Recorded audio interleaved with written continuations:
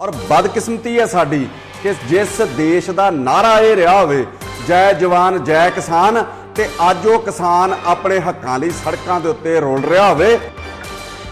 अज सत्ताधारी तय कर रहे हैं कि किसान नूं की देना और किसान बेचारा जिवें ये कह रहा होवे कि जुबान तो खोल नजर तो मिला जवाब तो दे, मैं कितनी बार लुटा हूं मुझे हिसाब तो दे। कि जे किसान दे कोई पैसे मार लूगा ते कौन जिम्मेवार है। इस साडे देश दे विच एडे एडे नौसरबाज बैठे आ जिहड़े घर बैठे लोकां दे खाते चों पैसे कढा लैंदे आ कि दुनिया की जिहड़ी सब तो वध पैदावार वो पंजाब ने कीती सी और सारे भारत नूं पंजाब कल्ले ने रोटी खवाई सीगी कि देश के 5-4 सूबਿਆਂ ਦੇ ਵਿੱਚ सब तो ਵੱਧ ਜਿਹੜੇ ਭ੍ਰਿਸ਼ਟ सूबे आ ਉਹਨਾਂ ਦੇ ਵਿੱਚ पंजाब भी आउंदा। इत्थों के लीडर ਜਿਹੜੇ ਉਹ बहुत पैसे खांदे आ और सीधा सीधा ਜਿਹੜਾ लाभ आ ਉਹ लाभ पात्री तक ਜਾਂਦਾ ही नहींगा। सूबा सरकारां नूं ਜਿਹੜੇ भी चलाउंदे आ चाहे वो अकाली आ चाहे वो कांग्रेसी आ ਉਹਨਾਂ ਨੂੰ ਇਹਨਾਂ ਚੀਜ਼ਾਂ ਦੇ ਨਾਲ फर्क ही कोई नहीं। ਉਹਨਾਂ ਨੂੰ सिर्फ अपने घर भरन दे नाल मतलब है कि डंगर रस्सा ਚੱਬਣੋਂ ना डकियां हटदे कुत्ते बह गए राज ते फिर चक्की चट दे पत्थर उत्ते बूंद ना कोई असर दिखावे कदे बंदे दी मानका आदत ना जावे। दोस्तों मैं बोलना तो उत्थे जाके चाहुंदा सीगा जिथे किसानां ने धरना दिता, पर जदों उन्हां नाल मेरी गल होई उन्होंने स्पष्ट लफ्जां दे विच एक गल कही कि असीं सियासी बंदिआं कोलों थोड़ा परहेज कर रहे हां क्योंकि उन्हां दे डंगे होई असीं इत्थे बैठे हां। और बदकिस्मती है साडी कि जिस देश का नारा ये रहा होवे जय जवान जय किसान ते अज वो किसान अपने हकों लई सड़कों के उत्ते रोल रहा होवे। कोई टाइम सीगा जदों किसान ये तय करदा सीगा कि सत्ता किस नूं देनी है। अज सत्ताधारी तय कर रहे हैं कि किसान नूं की देना और किसान बेचारा जिवें ये कह रहा होवे कि जुबान तो खोल नजर तो मिला जवाब तो दे, मैं कितनी बार लुटा हूं मुझे हिसाब तो दे। मैं गल कर लगा जिस ऑर्डीनेंस नूं लैके किसान धरने दे उत्ते बैठा जिन्हों रोकण करके वो सड़कों के उत्ते उतरिया पिया उहदे विच 3 जिहड़े बिल जिहड़े ना पास कीते वो किहड़े किहड़े आ। Number 1 farmer produce trade and commerce. इस एक्ट दे विच किसी भी इंसान कोल सिर्फ उहदा एक पैन कार्ड जिहड़ा होना जरूरी आ। यह भी दसना जरूरी नहीं कि उहदे खाते च पैसे हैगे या कि नहीं हैगे, उहदे कोल नगद पैसे हैगे या कि नहीं हैगे, उहदी बैंक च कोई लिमिट हैगी कि नहीं हैगी, कोई बैंक उहदी गारंटी लैंदा कि नहीं लैंदा, कुछ भी ना होवे पर वो किसान दी फसल जिहड़ी खरीद सकदा। शर्त ये रखी गई है कि 3 दिनां दे विच विच जिहड़ी किसान नूं अदायगी करनी ज़्यादा जरूरी है ते जे वो अदायगी नहीं करदा जे कोई झगड़ा पै जांदा ते किसान वो केस लैके SDM कोल जा सकदा। जे उत्थे भी नहीं निबड़दा ते फिर DC कोल जा सकदा ते जे DC कोल भी नहीं निबड़दा ते फिर अगे ना को अपील ते ना दलील। जिवें अंग्रेजां वेले एक एक्ट आया सीगा नो अपील नो दलील, इहनूं रॉलेट एक्ट कहा जांदा सी। उसे तरीके दा कानून जिहड़ा हुण केंद्र सरकार फिर लैके आ गई। हुण मैं पुछना चाहुंदा कि जे किसान दे कोई पैसे मार लूगा ते कौन जिम्मेवार है। इस साडे देश दे विच एडे एडे नौसरबाज बैठे आ जिहड़े घर बैठे लोकां दे खाते चों पैसे कढा लैंदे आ। फिर किसान उन्हां दे चुंगल चों किसान उन्हां दीयां छातर चालां चों किस तरह बाजूगा।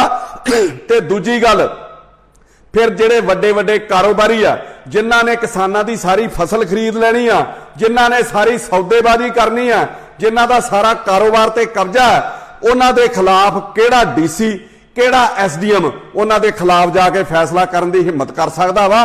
कोई एक फैसला दस दो मैनूं वड्डियां फर्मां दे खिलाफ होया होवे। इत्थे ते हाल तो बन जानी आ किसान दी कि था इरादा शिकायत तेरी करेंगे हाकिम से मगर वो भी कम वक्त तेरा चाहने वाला निकला। किसी ने सुननी नहीं होदी। दूजा एक्ट 1955 असेंशियल कमोडिटी के जरूरी वस्तां दे उत्ते जिहड़ा साडे कानून सीगा कि कोई भी व्यापारी ਉਹਦੀ एक मात्रा रखी गई सी कि इस तो वध मात्रा दे विच वो स्टॉक नहीं रख सकदा, किसी चीज का भी किसी चीज का जखीरा नहीं इकट्ठा कर सकदा। कारण की सीगा कि इहदी ब्लैक जिहड़ी मार्केटिंग आ वो घट करन वास्ते एक कानून सीगा। हुण एक आदमी एक व्यापारी जिन्हां दा सारे हिंदुस्तान दे व्यापारां दे उत्ते कब्जा वा ਉਹ ਸਾਰੇ ਦੇਸ਼ ਦਾ ਅੰਨ ਭਾਵੇਂ ਖਰੀਦ ਲਵੇ ਤੇ ਦੂਣੇ ਮੁੱਲ ਤੱਕ ਵੇਚ ਸਕਦਾ, ਉਹਨੂੰ ਕੋਈ ਪੁੱਛਣ ਵਾਲਾ ਨਹੀਂ। ਇਹਦੇ ਨਾਲ ਮਹਿੰਗਾਈ ਵਧਣੀ ਆ, ਜਨਤਾ ਭੁੱਖੀ ਹੋ ਜਾਣੀ ਆ, ਕਿਉਂਕਿ ਕਿਸਾਨ ਤੇ ਸਟਾਕ ਕਰ ਹੀ ਨਹੀਂ ਸਕਦਾ। ਉਹਨੂੰ ਤੇ ਵਿਚਾਰੇ ਨੂੰ ਟੈਨਸ਼ਨ ਹੁੰਦੀ ਆ ਵੀ ਕਿੱਦਣ ਉਹਦੀ ਫਸਲ ਪੱਕੇ, ਕਿੱਦਣ ਵੱਢੀ ਜਾਵੇ, ਤੇ ਉਸੇ ਦਿਨ ਉਹ ਅਰਦਾਸਾਂ ਕਰਦਾ ਰਹਿੰਦਾ ਵੀ ਇਹ ਸੁੱਖੀ ਸਾਂਦੀ ਮੰਡੀ ਦੇ ਵਿੱਚ ਪਹੁੰਚ ਜਾਵੇ। ਅੱਧਿਓਂ ਵੱਧ ਤੇ ਆਬਾਦੀ ਹਿੰਦੁਸਤਾਨ ਦੀ ਪਹਿਲਾਂ ਹੀ ਭੁੱਖੀ ਸੌਂਦੀ ਆ ਦੇਸ਼ ਦੇ ਵਿੱਚ। ਇਸ ਤੋਂ ਬਾਅਦ ਤੇ ਸਾਡੇ ਦੇਸ਼ ਦਾ ਰੱਬ ਹੀ ਰਾਖਾ।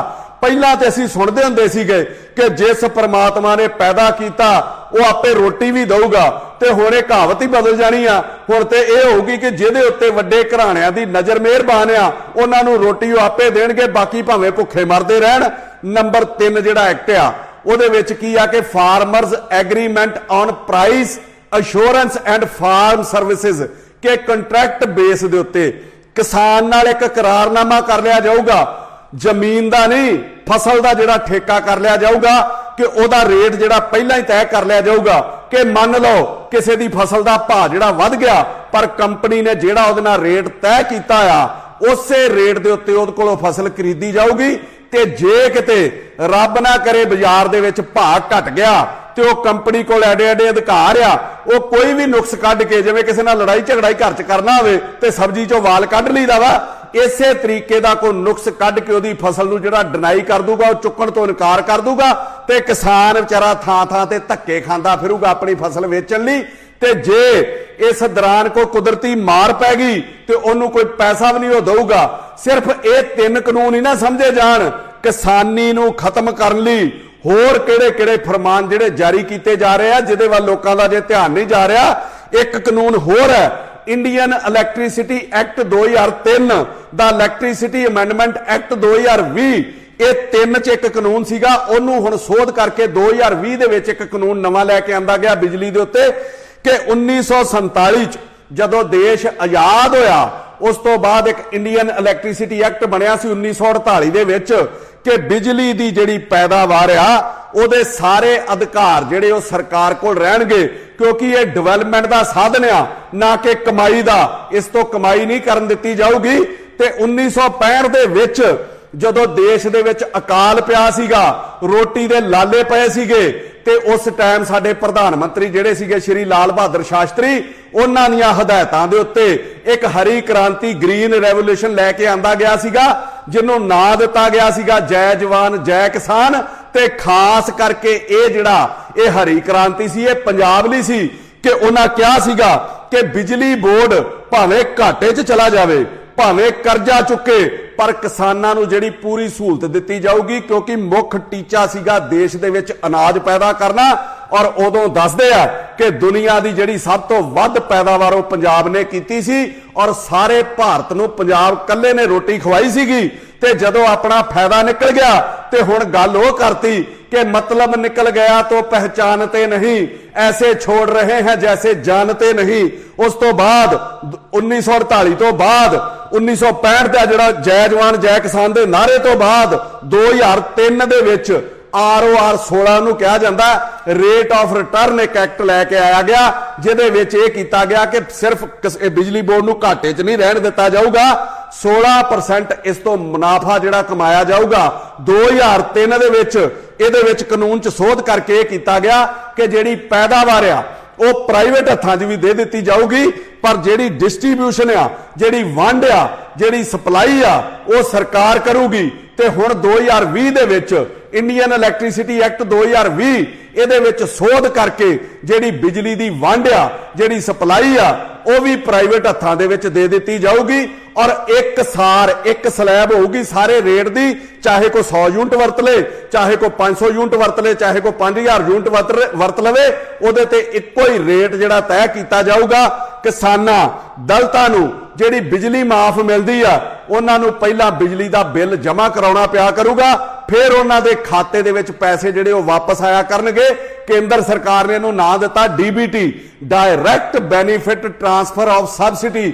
ਕਾਰਨ ਕੀ ਹੈ ਕੇਂਦਰ ਕਹਿੰਦਾ ਕਿ ਰਾਜ ਸਰਕਾਰਾਂ ਦੀ ਕਰਪਸ਼ਨ ਕਰਕੇ ਜੋ ਪੈਸਾ ਜਿਸ ਕੰਮ ਲਈ ਆਉਂਦਾ ਹੈ ਲਾਉਂਦੀਆਂ ਹੀ ਨਹੀਂ, ਚਾਹੇ ਉਹ ਸਕਾਲਰਸ਼ਿਪ ਦਾ ਹੋਵੇ, ਚਾਹੇ ਉਹ ਮਕਾਨਾਂ ਦੇ ਪੈਸੇ ਹੋਣ, ਚਾਹੇ ਸਿੱਖਿਆ ਦੇ ਪੈਸੇ, ਚਾਹੇ ਹੈਲਥ ਦੇ ਪੈਸੇ, ਚਾਹੇ ਮਨਰੇਗਾ, ਚਾਹੇ ਗੈਸ ਸਿਲੰਡਰ ਆ, ਚਾਹੇ ਸਕਿੱਲ ਇੰਡੀਆ ਦੇ ਨਾਂ ਦੇ ਉੱਤੇ ਪੈਸੇ ਆਉਂਦੇ ਆ, ਉਹ ਲੋਕਾਂ ਤੱਕ ਪੂਰੇ ਪਹੁੰਚਦੇ ਨਹੀਂ। ਔਰ ਐਡੀ ਬੇਸ਼ਰਮੀ ਦੀ ਗੱਲ ਆ ਕਿ ਨੀਤੀ ਆਯੋਗ ਦਾ ਇੱਕ ਮੈਂਬਰ ਪੰਜਾਬ 'ਚ ਆਇਆ ਹੋਵੇ ਔਰ ਉਹ ਕਹਿ ਕੇ ਗਿਆ ਹੋਵੇ ਕਿ ਦੇਸ਼ ਦੇ 5-4 ਸੂਬਿਆਂ ਦੇ ਵਿੱਚ ਸਭ ਤੋਂ ਵੱਧ ਜਿਹੜੇ ਭ੍ਰਿਸ਼ਟ ਸੂਬੇ ਆ ਉਹਨਾਂ ਦੇ ਵਿੱਚ ਪੰਜਾਬ ਵੀ ਆਉਂਦਾ। ਇੱਥੋਂ ਦੇ ਲੀਡਰ ਜਿਹੜੇ ਉਹ ਬਹੁਤ ਪੈਸੇ ਖਾਂਦੇ ਆ ਔਰ ਸਿੱਧਾ ਸਿੱਧਾ ਜਿਹੜਾ ਲਾਭ ਆ ਉਹ ਲਾਭ ਪਾਤਰੀ ਤੱਕ ਜਾਂਦਾ ਹੀ ਨਹੀਂਗਾ।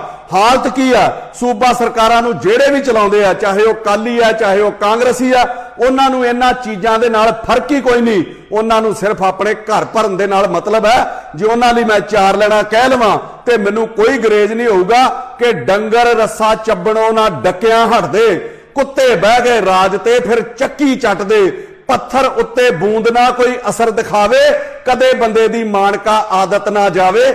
ਇੰਨੇ ਹਾਲਾਤ ਵਿਗੜ ਗਏ ਪਰ ਇਹਨਾਂ ਦੀਆਂ ਹਾਲਾਤਾਂ ਦੇ ਵਿੱਚ, ਇਹਨਾਂ ਦੇ ਹਾਲਤਾਂ ਦੇ ਵਿੱਚ ਕੋਈ ਸੁਧਾਰ ਨਹੀਂ ਆਇਆ ਇਹਨਾਂ ਲੀਡਰਾਂ ਦੀਆਂ 'ਚ। ਕੇਂਦਰ ਨੇ ਆਪਣੀ ਸੋਚ ਨਾਲ ਜੋ ਕੀਤਾ, ਮੈਂ ਨਹੀਂ ਕਹਿੰਦਾ ਉਹ ਗਲਤ ਹੈ, ਉਹ ਠੀਕ ਹੈ, ਪਰ ਦੂਜਾ ਪਹਿਲੂ ਉਹਨੇ ਦੇਖਿਆ ਹੀ ਨਹੀਂ ਕਿ ਪੰਜਾਬ 'ਚ ਕਿਸਾਨ ਬਹੁਤ ਛੋਟੇ ਆ, ਘੱਟ ਜ਼ਮੀਨਾਂ ਵਾਲੇ ਆ। ਇੱਕ ਮੋਟਰ ਦਾ ਬਿੱਲ ਜਿਹੜਾ ਉਹਨਾਂ ਦਾ 45 ਤੋਂ 50 ਹਜ਼ਾਰ ਰੁਪਇਆ ਜਿਹੜਾ ਸਾਲ ਦਾ ਆਉਂਦਾ, ਉਹ ਪਹਿਲਾਂ ਕਿੱਥੋਂ ਜਮ੍ਹਾਂ ਕਰਾਉਣਗੇ? ਉਹਨਾਂ ਕੋਲ ਤੇ ਰੋਟੀ ਆਪਣੀ ਜੋਗੇ ਵੀ ਪੈਸੇ ਨਹੀਂ ਹੁੰਦੇ, ਬੱਚਿਆਂ ਦੀ ਪੜ੍ਹਾਈ ਜੋਗੇ ਵੀ ਪੈਸੇ ਨਹੀਂ ਹੁੰਦੇ। ਕਿਸਾਨ ਤੇ ਭੁੱਖਾ ਮਰ ਰਿਹਾ, ਉਹ ਬਿਜਲੀ ਦੇ ਬਿੱਲ ਨਹੀਂ ਜਮ੍ਹਾਂ ਕਰਾਊਗਾ ਪਹਿਲਾਂ ਇਹਨਾਂ ਨੂੰ ਤੇ ਉਹ ਬਿਜਲੀ ਕੱਟ ਦੇਣਗੇ ਜੇ ਬਿੱਲ ਨਾ ਜਮ੍ਹਾਂ ਕਰਾਇਆ ਤੇ। ਸਾਧਨ ਕੀ ਬਚੂਗਾ ਉਹਦੇ ਕੋਲ? ਇਹ ਕੇਂਦਰ ਨੇ ਨਹੀਂ ਸੋਚਿਆ। ਤੇ ਵੱਡੀ ਮਾਰ ਕੀ ਹੈ ਕਿ ਕੋਈ ਵੀ ਖਪਤਕਾਰ ਜਿਹੜਾ ਵਾ ਉਹ ਕੋਰਟ ਦੇ ਵਿੱਚ ਨਹੀਂ ਜਾ ਸਕਦਾ। ਉਹਨੂੰ ਉਹ ਨਾ ਉਹ ਐਸਡੀਐਮ ਕੋਲ ਜਾ ਸਕਦਾ, ਨਾ ਉਹ ਡੀਸੀ ਕੋਲ ਜਾ ਸਕਦਾ, ਨਾ ਉਹ ਹਾਈ ਕੋਰਟ ਜਾ ਸਕਦਾ, ਨਾ ਉਹ ਸੁਪਰੀਮ ਕੋਰਟ ਦੇ ਵਿੱਚ ਜਾ ਸਕਦਾ। ਜੇ ਉਹ ਜਾ ਸਕਦਾ ਉਹਦੀ ਕੋਈ ਸੁਣਵਾਈ ਸ਼ੁਰੂ ਕਰੂਗਾ ਤੇ ਉਹ ਜਿਹੜਾ ਬਿਜਲੀ ਦਾ ਰੈਗੂਲੇਟਰੀ ਕਮਿਸ਼ਨ ਹੈ ਸਿਰਫ ਉਹਦੀ ਸੁਣਵਾਈ ਕਰ ਸਕਦਾ। ਤੇ ਰੈਗੂਲੇਟਰੀ ਕਮਿਸ਼ਨ ਦੇ ਚੇਅਰਮੈਨ ਮੈਂਬਰ ਇਹ ਪਹਿਲਾਂ ਜਿਹੜੀਆਂ ਰਾਜ ਦੀਆਂ ਸਰਕਾਰਾਂ ਲਾਉਂਦੀਆਂ ਸੀ ਤੇ ਹੁਣ ਜਿਹੜਾ ਨਵੇਂ ਐਕਟ ਦੇ ਮੁਤਾਬਕ ਆ ਇਹਨਾਂ ਦੀ ਨਿਯੁਕਤੀ ਵੀ ਜਿਹੜੀ ਕੇਂਦਰ ਕਰੂਗਾ। ਤੇ ਇਹ ਜਿਹੜੇ ਚੇਅਰਮੈਨ ਲੱਗਣੇ ਆ, ਇਹ ਮੈਂਬਰ ਲੱਗਣੇ ਆ। ਤੁਸੀਂ ਕੀ ਸੋਚਦੇ ਹੋ? ਵੱਡੇ ਘਰਾਣਿਆਂ ਦੀ ਮਰਜ਼ੀ ਦੇ ਨਹੀਂ ਲੱਗਣੇ, ਇਹ ਤੇ ਉਹਨਾਂ ਦੇ ਸੀਈਓ ਬਣ ਕੇ ਬਹਿ ਜਾਣਗੇ, ਉਹਨਾਂ ਦੇ ਹੱਕ 'ਚ ਕੰਮ ਕਰਨਗੇ। ਕੌਣ ਸੁਣਵਾਈ ਕਰੂਗਾ ਗਰੀਬ ਦੀ? ਖਪਤਕਾਰ ਤੇ ਹਰ ਕੇਸ ਹਾਰੂਗਾ, ਉਹਦੀ ਕਿਤੇ ਸੁਣਵਾਈ ਨਹੀਂ ਹੋਣੀ। ਕਿ ਜਿਵੇਂ ਕਿਸੇ ਸ਼ਾਇਰ ਨੇ ਬੜਾ ਵਧੀਆ ਕਿਹਾ ਕਿ ਤੁਮਾਰਾ ਸ਼ਹਿਰ ਤੁਮ ਹੀ ਮੁੱਦਈ तुम ही मुंसिफ, मुझे यकीन है कि कसूर मेरा ही निकलेगा। सरकारां वड्डे व्यापारियां नूं फायदे दे चक्कर दे विच इह तो भुल गईयां कि किसान दुनिया दा सब तो जिहड़ा रिस्की इन्वेस्टर है, जिहड़ा खुले आसमान दे विच अपनी रास पूंजी रखदा है। कोई छोटे तो छोटा कारोबारी भी होवे, चाहे वह मोची होवे, चाहे वह कोई मतलब छोले भटूरे वेचण वाला होवे, कोई भी होवे, वो अपनी छोटी तो छोटी दुकान नूं भी ताला ला के जांदा। पर किसान जिहड़ा 6 महीने सौ के नहीं वेखदा, हर छोटे तो छोटे काम का बीमा हैगा, पर किसान की फसल का कोई बीमा नहीं। सरकारां दोवें वादे जिन्ना जिन्ने ने कीते, चाहे वह स्टेट गवर्नमेंट है चाहे वह सेंटर गवर्नमेंट है, मैनीफेस्टो दे विच ते ओह कहिंदे सी किसानां नूं सहूलतां देवांगे, इन्हां दे कर्जे माफ करांगे, स्वामीनाथन दी जिहड़ी रिपोर्ट आ ओहनूं लागू करांगे। पर हालात की बन गए? पूरे किसी ने भी नहीं कीते। मतलब कोई भी बंदा अपने वादे नहीं निभाउंदा। जे मैं इन्हां नूं इह कहां कि गीत लिखे भी तो ऐसे कि सुनाए ना गए, जख्म यूं लफ्ज में उतरे कि दिखाए ना गए, और आज तक रखे हैं, और आज तक रखे हैं पछतावे की अलमारी में चोन मैनिफेस्टो के वादे जो दोनों से निभाए ना गए। स्वामीनाथन होना दी रिपोर्ट दे विच की सीगा, मैं तुहाडे ध्यान च लियावां। उन्हां ने कहा सीगा कि जदों एक सरकारी मुलाजम नूं तनख्वाह दे नाल कई भत्ते मिलते ਉਹਦੇ परिवार वास्ते, मैडिकल भत्ता ਉਹਦੇ परिवार ਨੂੰ भी मिलता, नाल हाउस रेंट मिलता, इत्थों तक कि वर्दी धोण तक, जे कोई वर्दी पाउंदा धोण तक दा भी भत्ता दिता जांदा। जे किते जज लगे आ उन्हां नूं पर्दे धोण तक दा भत्ता दिता जांदा। फिर किसान दा पूरा परिवार खेती नूं समर्पित हुंदा, जिन्ना इहनूं भी भत्ते देने बहुत ज्यादा जरूरी है। कल्ले ओहदी मेहनत दे नाल ओहदे परिवार दा गुजारा नहीं चल सकदा। वो रिपोर्ट ना लागू करन करके किसान दे अज हालात हो गए। उन्हें कहा सीगा अपनी रिपोर्ट दे विच कि जिन्ना खर्चा फसल दे उत्ते आउंदा है ओहदा 50% जिहड़ा भत्ता किसान नूं दिता जावे। मान लो जे 10,000 रुपया खर्चा आया ਤੇ 5000 ਉਹਨੂੰ ਨਾਲ ਦਿੱਤਾ ਜਾਵੇ, 15000 ਕਰਕੇ ਇਹਦੇ ਨਾਲ ਸੂਚਕ ਅੰਕ ਦੇ ਨਾਲ ਚੱਲਿਆ ਜਾਵੇ ਜਾਂ ਮਹਿੰਗਾਈ ਦੇ ਹਿਸਾਬ ਦੇ ਨਾਲ ਚੱਲਿਆ ਜਾਵੇ। ਜਿਵੇਂ 1970 ਦੇ ਵਿੱਚ ਕਿਸੇ ਸਰਕਾਰੀ ਮੁਲਾਜ਼ਮ ਦੀ ਤਨਖਾਹ 50 ਰੁਪਏ ਸੀਗੀ, ਅੱਜ ਉਹਦੀ ਤਨਖਾਹ 2020 ਦੇ ਵਿੱਚ 50 ਸਾਲਾਂ ਬਾਅਦ 1 ਲੱਖ ਰੁਪਇਆ ਹੋ ਗਈ। ਤੇ ਜੇ ਉਦੋਂ ਕਿਸਾਨ ਦੀ ਕਣਕ ਦੀ ਕੀਮਤ 80 ਰੁਪਏ ਸੀਗੀ, ਹੁਣ ਤੇ ਲੱਖਾਂ 'ਚ ਪਹੁੰਚ ਜਾਣੀ ਚਾਹੀਦੀ ਸੀ। ਉਹਨੂੰ ਪੈਸੇ ਕਿੰਨੇ ਮਿਲਦੇ ਆ? 1800 ਰੁਪਇਆ ਕੁਇੰਟਲ ਦਾ। ਜਿਵੇਂ 1970 ਦੇ ਵਿੱਚ ਤੇਲ ਦੀ ਕੀਮਤ 60 ਤੋਂ 70 ਪੈਸੇ ਸੀਗੀ, ਉਹ 100 ਗੁਣਾ ਵੱਧ ਕੇ ਅੱਜ 75 ਰੁਪਏ ਦਾ ਹੋ ਗਿਆ, ਮਤਲਬ 100 ਗੁਣਾ ਵਧਿਆ। ਤੇ ਜੇ ਕਣਕ ਉਸ ਟਾਈਮ ਤੇ 70 ਰੁਪਏ ਕੁਇੰਟਲ ਸੀ, ਇਹਨੂੰ 100 ਨਾਲ ਗੁਣਾ ਕਰਕੇ ਕਮ ਸੇ ਕਮ 7000 ਰੁਪਇਆ ਤੁਹਾਨੂੰ ਮਿਲਣਾ ਚਾਹੀਦਾ। ਵਾਅਦੇ ਇਹ ਸੀਗੇ, ਉਹ ਤੇ ਪੂਰੇ ਨਹੀਂ ਕੀਤੇ ਗਏ। ਤੇ ਫਿਰ ਐਡੀ ਕੀ ਆਫਤ ਆ ਗਈ ਦੇਸ਼ ਦੇ ਵਿੱਚ, ਨੈਸ਼ਨਲ ਮੈਡੀਕਲ ਜਿਹੜੀ ਐਮਰਜੈਂਸੀ ਚੱਲ ਰਹੀ ਹੈ, ਫਿਰ ਬੈਕਡੋਰ ਤੇ ਜਾ ਕੇ ਬਲੈਕ ਆਵਰ ਦੇ ਵਿੱਚ ਇਹ ਬਿੱਲ ਕਿਉਂ ਪਾਸ ਕੀਤਾ ਗਿਆ? ਕਿਹੜੇ ਘਰਾਣਿਆਂ ਦੇ ਦਬਾਅ 'ਚ ਕੀਤਾ ਗਿਆ? ਦੇਸ਼ ਤੇ ਮਹਾਮਾਰੀ ਦੇ ਨਾਲ ਜੂਝ ਰਿਹਾ ਵਾ। ਫਿਰ ਇਹ ਕਾਨੂੰਨ ਐਡੀ ਛੇਤੀ ਇੰਨਾ ਦਿਨਾਂ ਦੇ ਵਿੱਚ ਲਿਆਉਣ ਦੀ ਕੀ ਲੋੜ ਸੀ? ਕਿਤੇ ਨਾ ਕਿਤੇ ਵੱਡੇ ਘਰਾਣੇ ਜਿਨ੍ਹਾਂ ਨੇ ਪੈਸਾ ਕਮਾਉਣਾ, ਜਿਨ੍ਹਾਂ ਨੇ ਸਰਕਾਰਾਂ ਬਣਾਉਣ ਦੇ ਉੱਤੇ ਪੈਸਾ ਲਾਉਣਾ, ਉਹਨਾਂ ਦਾ ਕਿੰਨਾ ਕੁ ਦਬਾਅ ਸੀਗਾ। ਤੇ ਸਰਕਾਰ ਤਰਕ ਕੀ ਦਿੰਦੀ ਆ ਕਿਸਾਨਾਂ ਦੀ ਫਸਲ ਨਾ ਚੁੱਕਣ ਦਾ? ਕਿ ਇਹ ਪੈਸਟੀਸਾਈਡ ਕੀਟਨਾਸ਼ਕ ਜਿਹੜੀਆਂ ਦਵਾਈਆਂ, ਇਹਨਾਂ ਦੀ ਵਰਤੋਂ ਬਹੁਤ ਜ਼ਿਆਦਾ ਹੁੰਦੀ ਆ, ਵਿਦੇਸ਼ਾਂ ਦੇ ਵਿੱਚ ਫਸਲ ਵਿਕਦੀ ਨਹੀਂ, ਤੇ ਜਦੋਂ ਉੱਥੇ ਜਾ ਕੇ ਉਹ ਰਿਜੈਕਟ ਕਰ ਦਿੰਦੇ ਆ ਤੇ ਉਹਨੂੰ ਵਾਪਸ ਅਸੀਂ ਲਿਆ ਨਹੀਂ ਸਕਦੇ, ਉਹਦਾ ਖਰਚਾ ਬਹੁਤ ਜ਼ਿਆਦਾ ਆਉਂਦਾ ਤੇ ਇਹ ਸੁੱਟਣਾ ਪੈਂਦਾ।